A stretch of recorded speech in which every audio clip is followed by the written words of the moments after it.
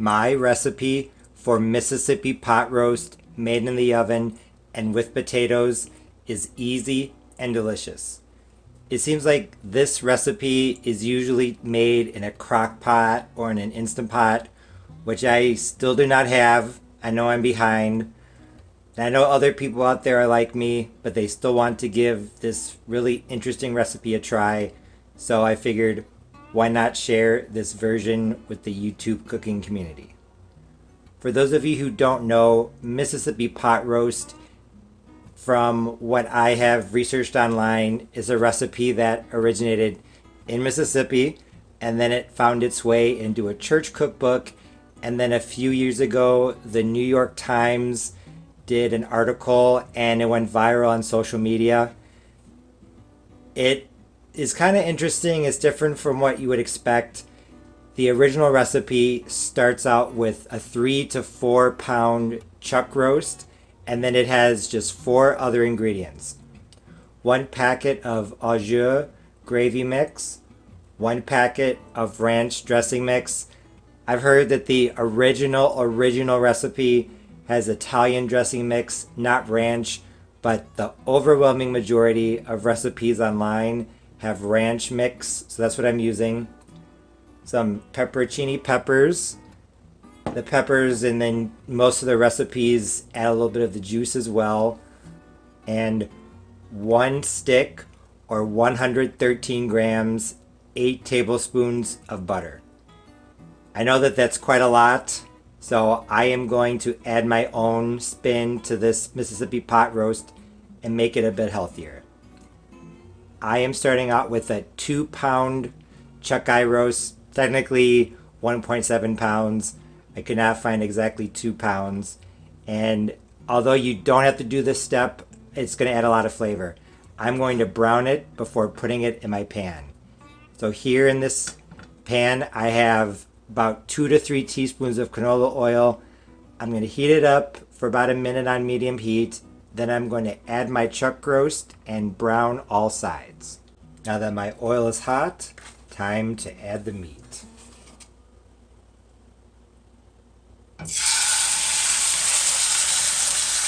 I just finished browning the meat. It took about 12 minutes for this just under 2 pound chuck roast.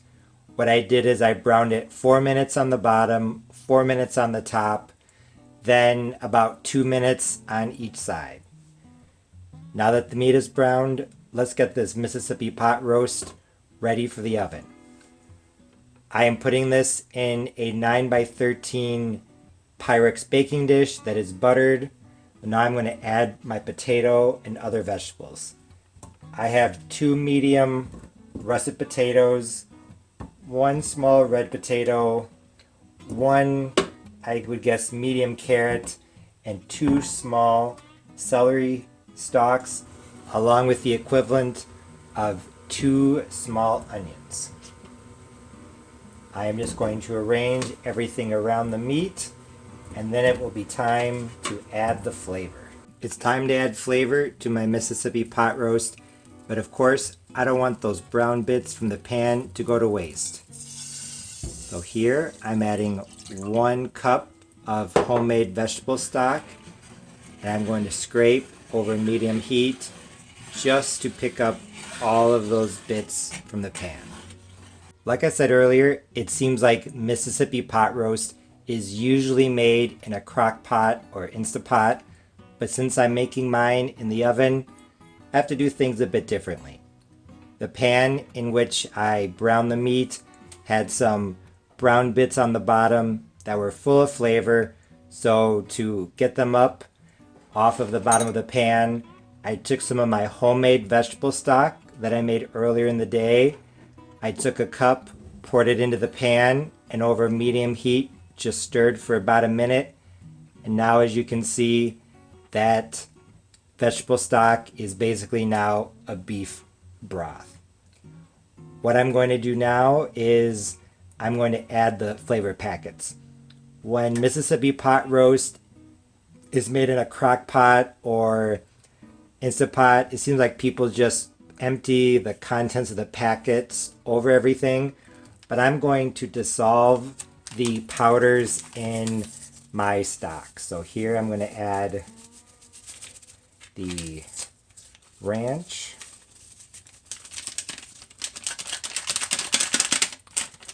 Then I'm going to stir.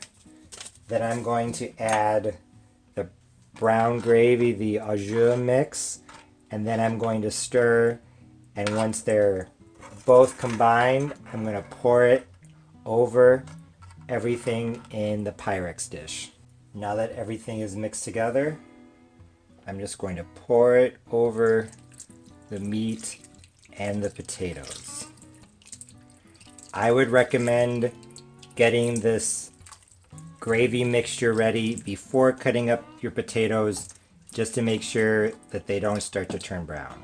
And now for the pepperoncini pepper juice. I am using half a cup. My pepperoncini jar has 8 ounces of peppers and juice. There's about 3/4 of a cup of juice in it, so if you buy an 8-ounce jar, I would use about 2/3 of the juice. I think this is going to need 3 cups of liquid in total.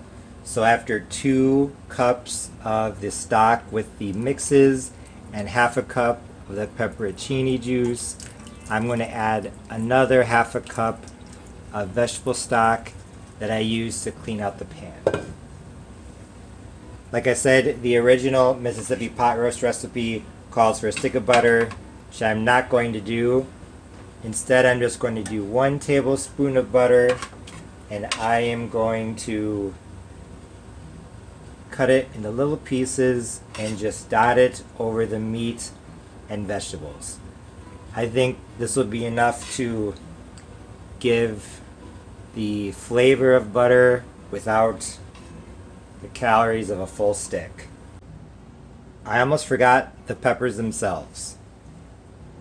I am going to add probably 5 or 6 of these pepperoncini peppers. I am just going to put them in different places here in my Mississippi pot roast dish. Can't believe I almost forgot one of the most characteristic ingredients. 1, 2, 3, 4, 5, 6. I will do this many. There. Now I am going to put on my foil top. Like I said, I'm going to bake at 350. I just brought my Mississippi pot roast out of the oven. It was in covered at 350 for 2 hours. I tasted the gravy and it tastes really good. However, as you can see, there's still a lot of liquid. So what I'm going to do is I am going to put this back in the oven for another hour, but I'm going to take off the foil so that some of that gravy can reduce down. The meat is definitely getting softer. So I think another hour and it will be perfect. So my meat and potatoes cooked uncovered at 350 for 40 minutes. I meant to only do 30, but I got caught up in something. As you can see, the liquid in the pan has gone down quite a bit. I wanted to reduce a little bit more, but I don't know if I want another half an hour. So what I'm gonna do, what I did is I took a spoon and I spooned some of the liquid on the meat, and now I'm going to put it back into the oven uncovered. But I think I'm gonna turn off the oven and let it sit for about 20 minutes, because that way it'll cook a little more but at a lower temperature. This Mississippi pot roast looked and smelled amazing, so I couldn't wait to give it a try. I honestly can't remember the last time that I had pot roast, so I guess it's been multiple years. However, I have to say that this was absolutely delicious. Although describing the flavor is kind of difficult, I would say that it's like ranch flavored gravy with some extra acidity in the background. I know that sounds odd, but trust me, it didn't taste odd at all. It tasted really good and unique. The flavor aside, what I really liked was the texture of the meat. The exterior of the meat was definitely a bit on the crispy side because I not only seared it in the beginning, but also let the dish cook in the oven for half an hour uncovered. However, the roast was nice and tender on the inside and it came apart very easily. Although I could pull it apart easily, it wasn't mushy. So, like I said, it was the perfect texture, at least in my opinion.